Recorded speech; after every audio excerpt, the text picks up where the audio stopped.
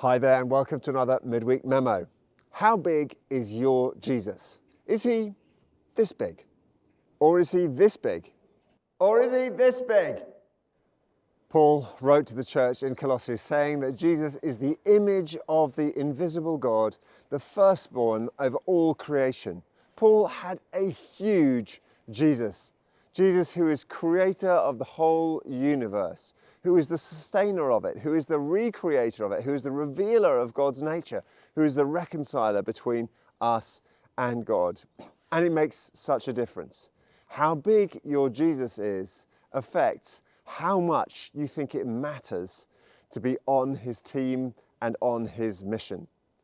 The next chapter, Paul begins to describe his own sufferings and the real energy and trial that he has had to put into following Christ and sharing him.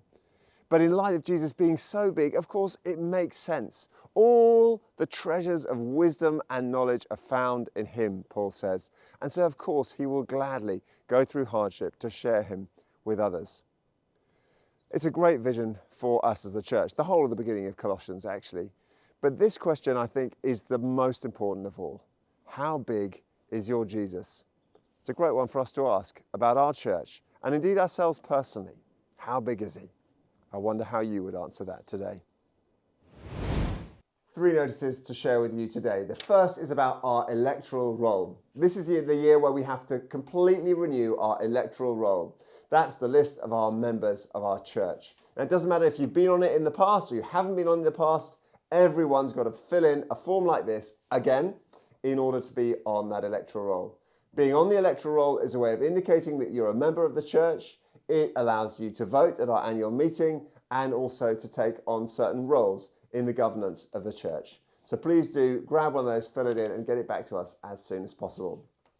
The second thing to share with you, on the 23rd of March, we've got our worship and prayer night happening here in church, in the centre, in fact. And it's going to be a great evening, as it always is, of calling out to the Lord, really asking for him to sustain us and support us in our ministry and to receive from him. We'd love you to join us. They've been great times when we've done them recently. But you don't have to wait until the 23rd of March. This evening, we've got prayer at the centre, and that's happening at 8 p.m. on Zoom. We get together to pray for our ministry as a church because we believe that prayer is the engine room of everything we do. We depend on the Lord's strength. So come and join us for that. The link for that went out with the email with this midweek memo, or you can find it in last Friday's comms. Thanks so much for joining us.